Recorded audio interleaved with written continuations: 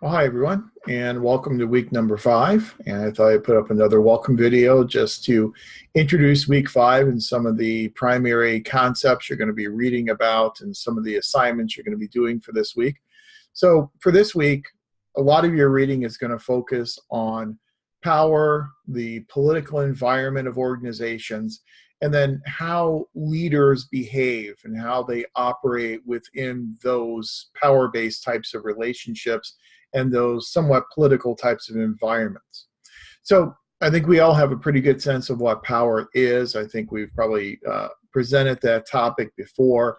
Essentially, power is the ability to influence others. Whatever face of power you want to talk about, it all kind of boils down to your ability to influence the behavior of others, your ability to influence someone to do something they might not otherwise do. So within the context of leadership within organizations, leaders can use a variety of different strategies and a variety of different tactics in order to motivate their employees to perhaps put forth and exert the amount of effort that they may not otherwise put forth that effort or exert that effort. So how do leaders do it? What types of strategies do leaders use? We will talk a bit this week about the leadership literature, and you'll be exposed to things like the Ohio State study, which is kind of the seminal study in the area of leadership. And what the Ohio State study did is it presented to us kind of a dichotomy where it presented leadership predicated upon two different considerations. One was the consideration of the leader for structure or task, kind of getting the job done. The other was consideration for employees and how much they care about their employees. And so for some leaders, they rank high on both consideration for employees and consideration for getting the job done. Those are your more entrepreneurial, transformational types of leaders. Other leaders are much more concerned about focusing on the task and productivity and getting jobs done, as opposed to really being concerned about the wants, needs, and desires of their employees. Those tend to be your more classical organization theory types of leaders, very task, very productivity driven. And so what the Ohio State and then later the Michigan studies showed us is that leaders could be categorized into one of these 4 different categories based upon how high they were scored in terms of their concern for their employees versus how high they scored in terms of consideration for task and getting the job done and focusing on productivity. So different types of leaders will lead in different types of ways. What the Ohio State and Michigan studies kind of did for the literature is they kind of focused the literature on different styles of leadership. So growing out of all this, we have the reinforcement of what's called charismatic leadership.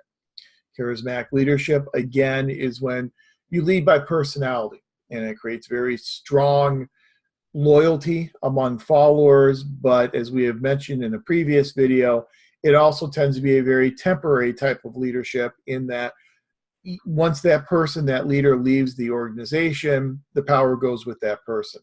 So in charismatic leadership, the power resides with the person rather than with the position. Then there's transactional leadership. Transactional leadership is more the quid pro quo, where leaders provide incentives to their employees, and if those incentives are valued enough by employees, then employees will put forth the effort to get the job done. So leadership is a series of transactions with your individual employees.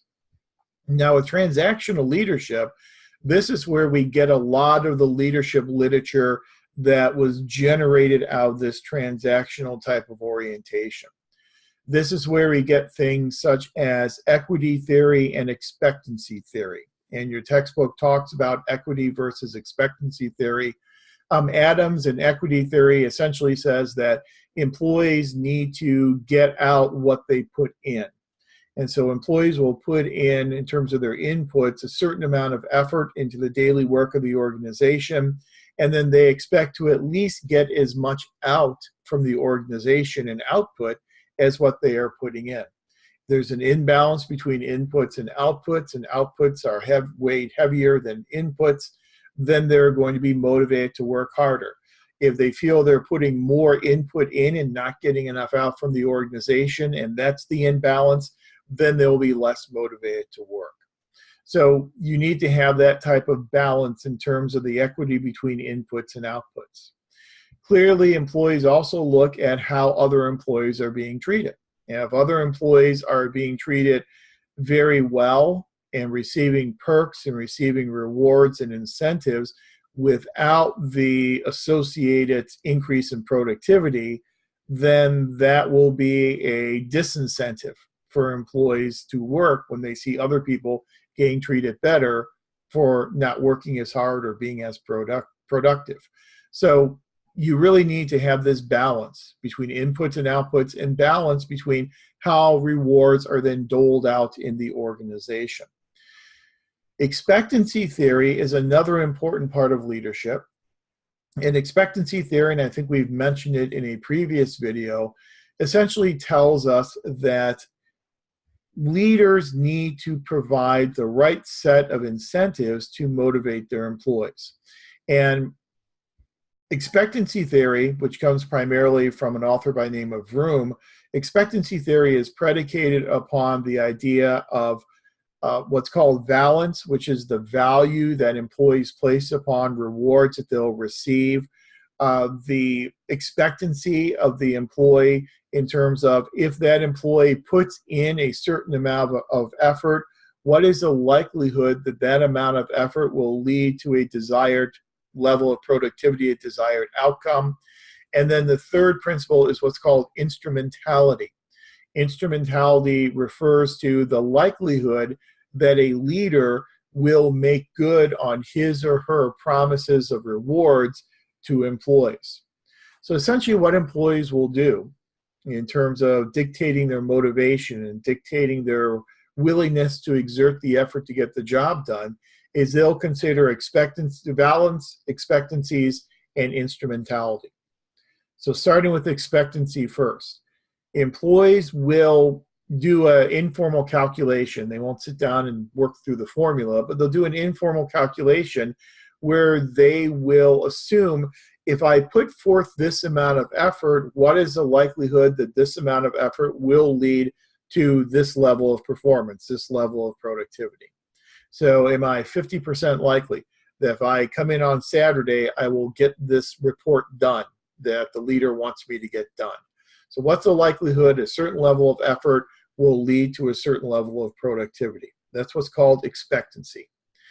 Then there is valence. Valence is the value that an employee places upon an outcome. So here's the probability if I put in an amount of effort that I will achieve this level of productivity. Then the next consideration is, well, what's the likelihood that this level of productivity will result in this outcome, whatever that outcome may be? It may be recognition as Employee of the Week. It may be being given more flexibility in terms of your tasks on a daily basis. But what's the probability that if I achieve this level of productivity, that I will get this outcome? And then the valence is then how much value does the employee place upon that outcome? So if the employee is being offered recognition as Employee of the Week for achieving this level of productivity, but they don't care at all about being Employee of the Week, that doesn't motivate them, then they're probably not going to put forth the effort to get to that level of productivity. So leaders need to know what value their employees place upon that outcome that is being provided for achieving that level of productivity. And then instrumentality speaks to the likelihood that the leader will make good on these promises. So if the leader says, you get this report done, you are going to be Employee of the Week, well, what's the likelihood that that person will actually be awarded with Employee of the Week? Is the employee 100% sure that they're going to get this outcome? If so, they're going to be more motivated to work. If they're 50% sure, they're going to be less motivated to work. So expectancy theory says that motivation and effort that an employee puts into doing a job will be based upon expectancy, valence, and instrumentality. The likelihood they think they'll achieve the productivity level, the likelihood they'll get the outcome if they achieve that productivity level, and then the value that they place upon that outcome that they expect to receive. So leaders need to know a lot about their employees in order to be able to use expectancy theory as an incentive to motivate their employees. So that's a lot of this idea of transactional type of leadership. Another example of transactional leadership in the literature is leader-member exchange theory. And leader-member exchange theory will say that each employee and each leader form a dyadic relationship. And the relationships are referred to as a dyad. And so there's a unique relationship or a unique dyad between every leader and every employee. And that leaders will lead employees differently depending upon that employee's track record. And so if they have a really good trust and rapport with that employee, and if that employee has a very good track record of being a good producer and a good performer, then they're going to have a very good, very close, trusting relationship with that employee that will probably look a lot different than the relationship they have with another employee who they may not be as comfortable with and who may not have as good of a track record as being a productive employee. So leader-member exchange theory, again, gets at this transaction, this individual relationship between the leader and the employee. So we'll talk about that as an example. Another type of leadership then is transformational. Now, in transformational leadership, that's when a leader comes into the organization and brings a new vision with him or her when they come into their leadership position. So they are willing to spend the political capital in order to implement this new vision in their organization. So they're not just engaging in transactions with their employees. It's not just a give and take and a quid pro quo, but instead they are leading through their vision.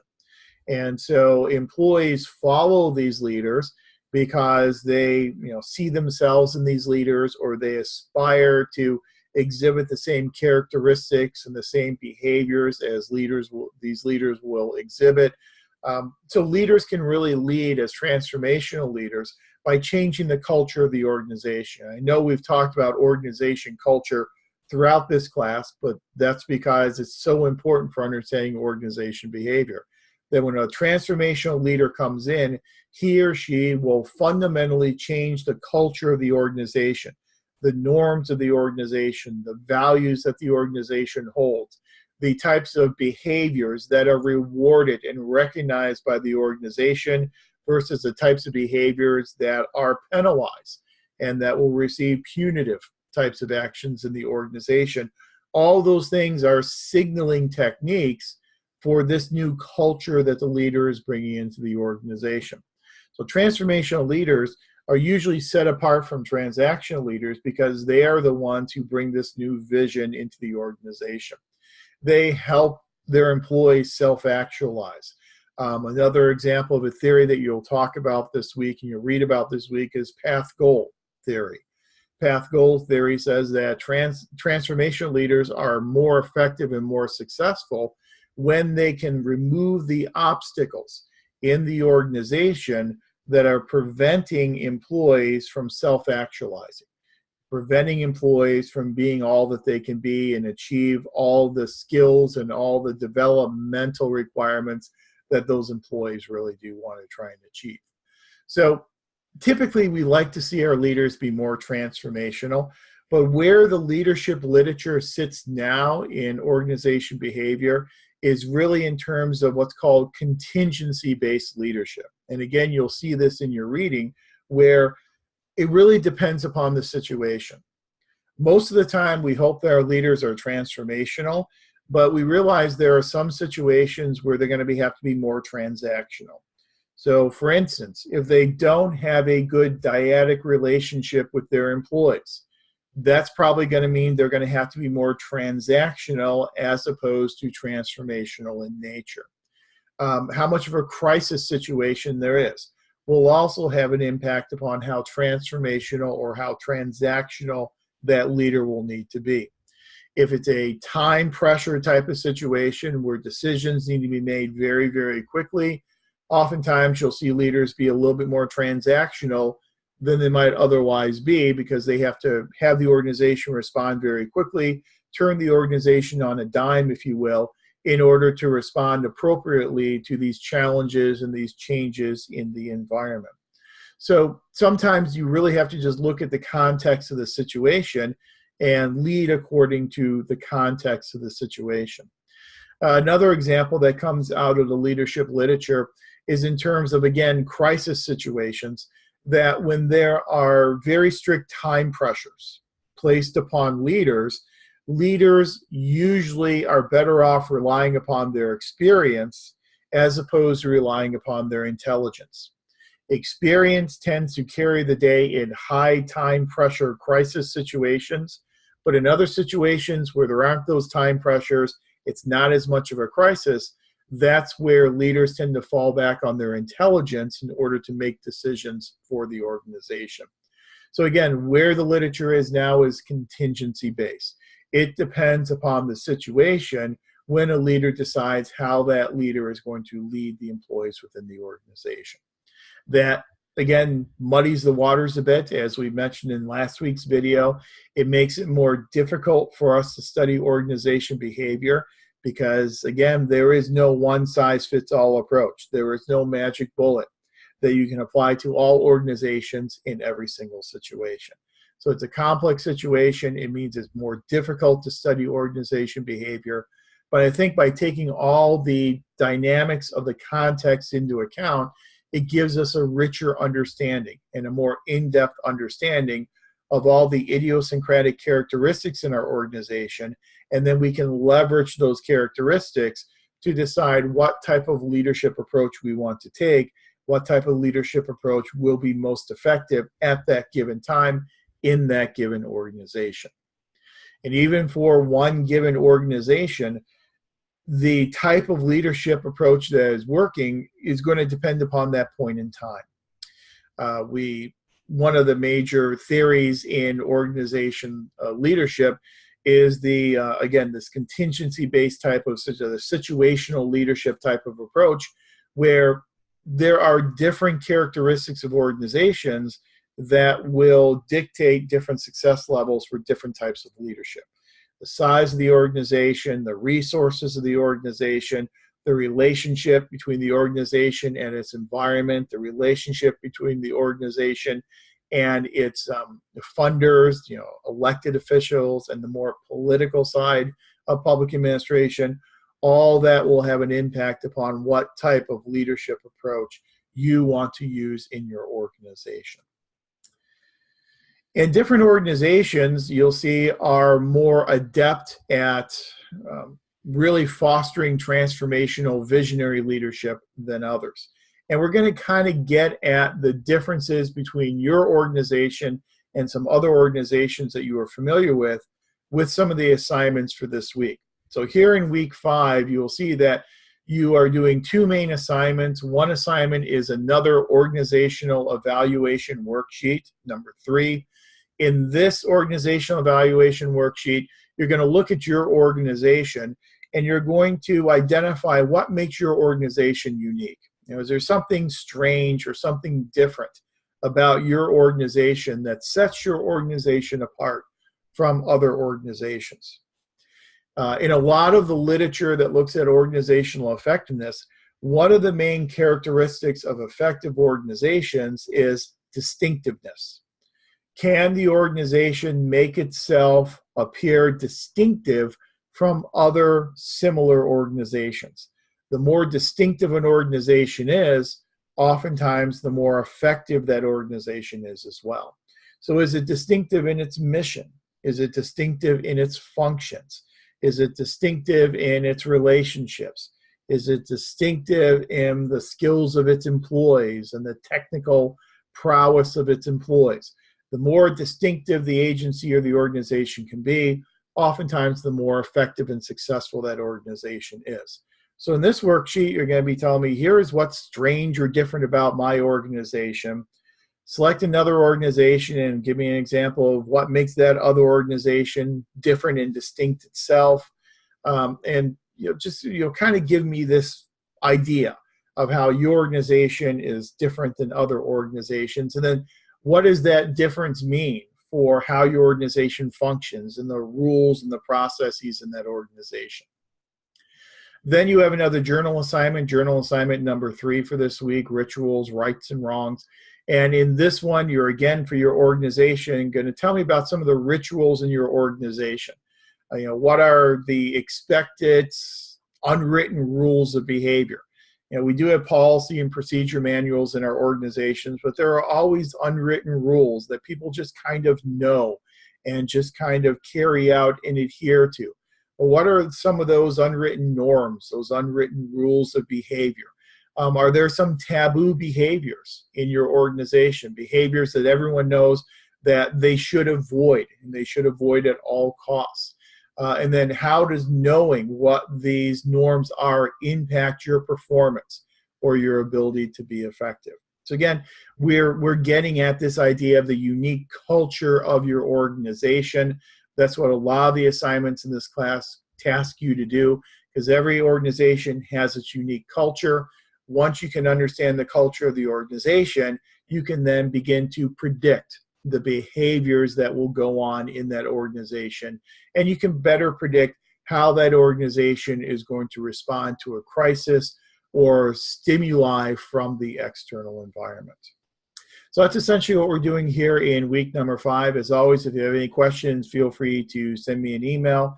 I think I've got all the grading done for all the assignments that have come in up to this point in time. I am now back in town and should be back in town for a couple of weeks, so I can get back onto my normal grading schedule and keep getting those papers and assignments back to you as quickly as possible with feedback. Just some generalized feedback up to this point. I've been very happy with the assignments. I think the analysis in the assignments tends to be very, very good. I think the writing tends to be good as well. So you'll still get feedback from me on each one of your assignments, but for the most part, the feedback has been relatively positive. If you do get some feedback saying, it would be helpful if you can expand on this section a little bit, just means in future assignments, give me a little bit more analysis and a little bit more elaboration, that you're on the right track with the analysis that you've given me in previous assignments. Just expand it a little bit more and make it a little bit more in depth. I've already had a few of the Theris papers come in, Theris assignments come in, and I've graded those and returned those. I've been very happy with those so far, so I look forward to grading the rest of them. Again, since I'm in town, I'll be able to get those back to you relatively quickly, so I'd anticipate I'll be able to get those Theris essays back to you probably by Monday or Tuesday at the latest. So that's about it for the week 5 video. Again, email me with any questions. Otherwise, I hope everyone has a very good, enjoyable week. And have a great week. And I'll talk to you very soon, probably next week for our week 6 video. So take care. Have a great week.